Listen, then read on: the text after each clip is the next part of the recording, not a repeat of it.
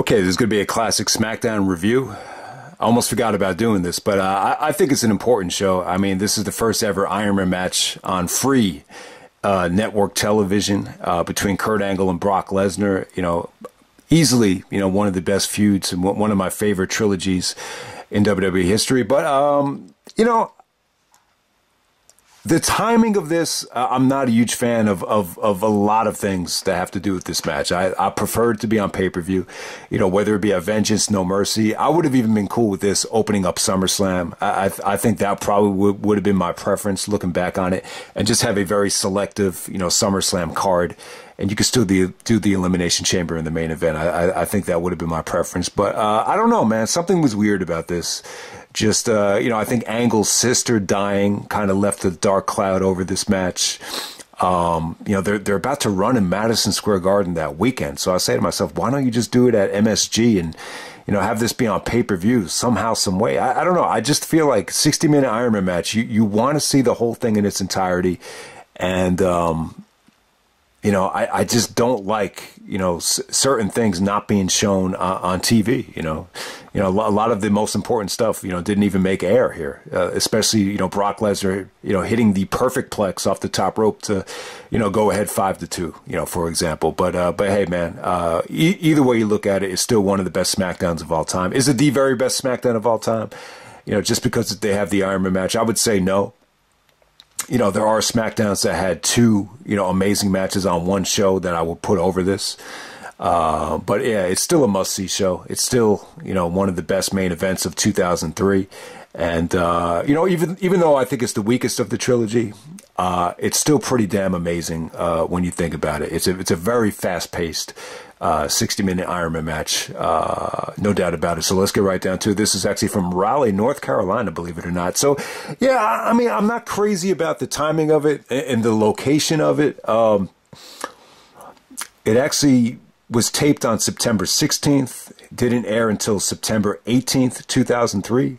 At the time, SmackDown was on the UPN network, and it did a 3.2 rating, which, I can't say that number is horrible or it's blow away. It just looks pretty average for a 2003 number. Michael Cole and Taz on commentary at the time. But, you almost forget about, what was on this show on the undercard. So once again, you got an Iron Man match, so just expect a very light undercard. Chris Benoit and Rey Mysterio taking on Rhyno and Tajiri. It's when this started, I was like, man, I forgot about this. This is going to be awesome. But it only goes like 3 minutes and 15 seconds. So, all four guys have ties to ECW, and it was cool to see Benoit go at it against Tajiri, considering Benoit's, history in Japan. But the match just left you wanting more. I mean, obviously it was fun. This is before Rhyno and Tajiri started teaming up on Raw. I think they won the tag team titles on Raw in 2004, but Mysterio goes over with the West Coast Pop, and we just kind of end it right there. And next up, you got Shaniqua coming out there with the Bashams in a handicap match against Nidia and Torrie Wilson. So this was very short, only about 90 seconds. But if you don't remember Shaniqua, she actually won Tough Enough 2 as Linda Miles. And she really reminds me of Jade Cargill. Like, she looks like she could be Jade Cargill's sister with the way she's built, with the physique. Very toned, but very tall, very muscular. But if you haven't seen it yet, check out the Matt Hardy segment with Shaniqua. It's friggin' hilarious how Matt Hardy just, ended that awful, awkward segment. He just kind of ended it by saying, well, guess what? I've got Mattitude. So you got to see it to believe it. So check it out if it's on YouTube. Next up, you got the world's greatest tag team, Charlie and Shelton, defending the tag titles against Los Guerreros. So yeah, this was probably like, it's funny, it's almost symbolic that once the Angle Lesnar trilogy ends, this is almost like where the Charlie and Shelton momentum kind of stopped for them. But I always thought they had great chemistry with Eddie. I think Eddie really found a lot working with Charlie and Shelton, with the lying, cheating, and stealing. Just the whole feud with the gold medals, just everything. And, Chavo actually makes his return to help Eddie actually defeat Cena in the parking lot brawl. So Chavo was out with an injury the whole summer. So that's why Eddie had a team with Tajiri. It was a little bit weird. Like, Eddie was a heel, then he was a babyface, and then he turned babyface in El Paso, the night after SummerSlam. So, you know, Eddie and Chavo actually win the tag team titles here. I thought the match was great. I forgot how good it was. This actually got some time. It got a little bit under 15 minutes, but it was still really, really good. Eddie looked awesome. Chavo was, you know, coming back from the injury, but you know, you really needed to tell that story of Eddie and Chavo reuniting and winning the tag team titles before there was any sort of split. And, you know, as we all know, Chavo was a little bit different towards Eddie, you know, this time. This was full-fledged babyface Eddie Guerrero, though. I think they made the decision, let's stop fucking around. Let's just make Eddie, you know, a top-level babyface. But if you haven't seen it yet, all right, so John Cena actually, you know, cuts a promo after this. It's a pretty famous Cena promo. Like, the battle rap is not great, but it's pretty memorable because he's on top of a building. He's wearing the Atlanta Braves, you know, baseball attire. And he says, man, those Guerreros are better at cheating than Ben Affleck is with J-Lo. I don't know what to say, bro. And then he's like, you know, screw Ted Turner and the Braves. I'm America's team. And he calls himself I'm an American thug standing on top of the building. So he had some pretty good lines there. It almost felt like it was a prelude to babyface Cena. And I'll tell you, man, I was at the house show in Madison Square Garden that weekend. And, you know, when Cena came out, even as a heel, man, he had the kids, you know, throwing up the word life symbol, you know, as soon as he came out. So even in 2003 as a heel, you know, Cena was really gravitating towards a lot of the kids. But if you haven't seen it yet, and I really wanted to do this, man, so you haven't seen it yet, this Smackdown after SummerSlam in El Paso, Texas, that's where they turned Eddie Guerrero babyface. Cena comes out and, you know, cuts a nasty promo on Eddie. Then they have a really, really good match later on in the night. To me, that's the best Cena-Eddie match. So if you're a big fan of John Cena and Eddie Guerrero, check that match out. I wish I had done that for the 20th anniversary, a classic review, because it was awesome. So that's the same Smackdown where Cena FUs Eddie on the, you know, the tire, that monster tire with the amazing rims. I think he actually jacked one of the tires from the lowrider. So yeah, that's an awesome Smackdown. Eddie was in his hometown and he got treated like that. Might have been like probably the best, you know, Eddie Guerrero babyface reaction ever. So that was actually the Smackdown right after SummerSlam, Eddie versus Cena. You know, the parking lot brawl gets more love, but that was actually the better Smackdown in my opinion. And then we have the main event. We got Brock Lesnar challenging Kurt Angle for the WWE Championship. So Angle's still champion here as a babyface. Brock is a heel. This is the new and improved Brock Lesnar under the guidance of Vince McMahon and Sable and Big Show. So that was going on there, but a lot to say about this match. Let me get the positives out of the way first. And I know I've talked about the match in the Iron Man match video, so I'll try to keep this short and sweet. But yeah, they go 60 minutes. So that's another credit there. If you look at some of the Iron Man matches lists, a lot of them only go 30. So I want to give them credit for going 60. I think that it went at a rapid pace. You know, even though Brock is you know, he's a heel, he's clearly, you know, cheating and picking his spots in the beginning. You know, he knocks down the referee. He's stalling for time. He's drinking water. He's faking injuries. He's doing everything he can, you know, to get the upper hand on Kurt Angle and just frustrate him and bait Kurt Angle in to make a mistake. So it's a pretty good story there. I just think the pacing is pretty awesome. Like, I think they worked a really, really, you know, rapid, fast, athletic pace for 60 minutes. And, you know, that's one thing I think it has on Brett and Sean. You know, a lot of criticism about Brett and Sean, obviously, is the rest holds and it's a little bit too slow. You know, Angle is just a machine. You know, when he was training for the Olympics, he did exhaust training, which meant you get exhausted and that's when the training starts. So, you know, for Kurt Angle, this is like a walk in the park. Brock was still hungry at the time. So I thought both guys looked good. I thought they looked like they were in their prime. I do think, though, like if Brock and Angle had met before the injuries started piling up, I think they would have been so competitive that they would have killed each other. So I always say to myself, man, I wish they got a chance to wrestle before, you know, Kurt's neck started acting up or, you know, Brock started, you know, breaking down in, you know, certain areas. But yeah, man, I mean, I'm more positive on it than negative. I still think it's a great main event. It's still like one of the, you know, it's like pennies from heaven. It's a gift from God to get a 60-minute Iron Man match between Brock and Kurt, you know, two of the greatest, you know, NCAA champions in wrestling history. So it really, really is cool. So yeah, I think the Dark Cloud is the timing of it. I think Angle's sister passing away. I don't want to say Angle's heart wasn't in it, because this is what he does, man. Going back to when his father died, he chose to play the football game, and he had the best game of his life. It's the same thing.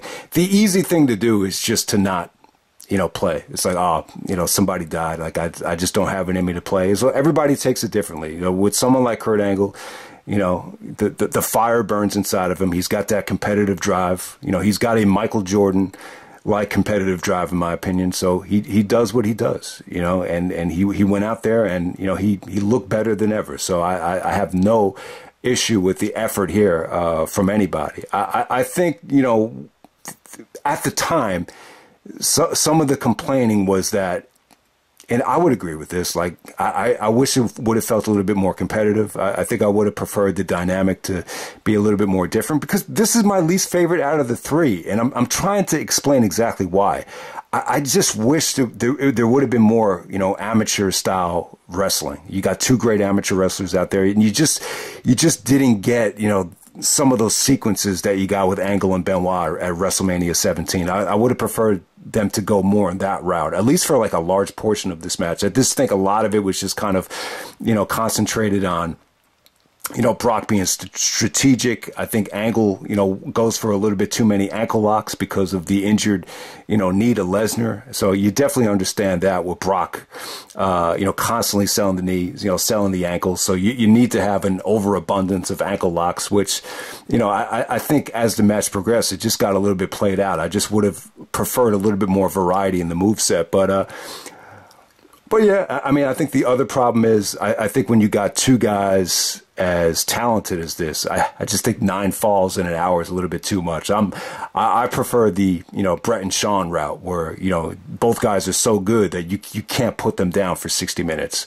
You need to go into overtime. I prefer that, instead of just having guys, tap out and, have chair shots, have disqualifications, have, so I would prefer, not to overdo it with the 9 near falls. I get what Angle was going for there. I think Angle was really studying the Brett and Shawn match, and he wanted to make it different from that. But, at the time, the previous Iron Man match, Rock and Triple H, they really went overkill with, the falls. They went 6-5. So that was even more, pinfalls in the hour compared to this. But it's just a minor gripe, though. I do think it's really, really cool, what they did here.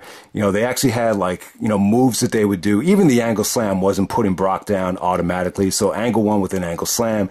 He won. He actually won with the, running belly to belly off the top rope, which was never like a finishing move for him, unless it was like an angle slam off the top rope. So that was cool. Brock actually goes for the fisherman's, the Kurt Hennig fisherman buster off the top rope to go up 5-2, which you didn't get to see that during the match. So that's another gripe, just not being able to see a lot of this stuff because of the commercial breaks. I think Iron Man match, you just want to see everything. So, but yeah, I mean, it was cool though. I think what Brock did, he took a page out of Triple H's book and, sacrificed getting disqualified with the chair shots just to get the upper hand on Kurt. It was just a nice strategic performance from Brock. And, Michael Cole, sold it well that Brock had to cheat to win the title. And if this match had gone a little bit longer, Kurt Angle would have won. And, time just ran out for Kurt. The ending was pretty cool too. Obviously I think they overdid it with the ankle lock, but, to see Brock in that much pain, and Brock did some good selling too. He did some awesome selling, in the F5 where he's still selling the ankle, still selling the knee,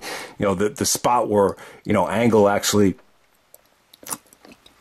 counters the F5 on the ring post and is able to give Brock the, the F5 into the ring post. And this time it's Brock that's selling the knee injury. That was really, really cool.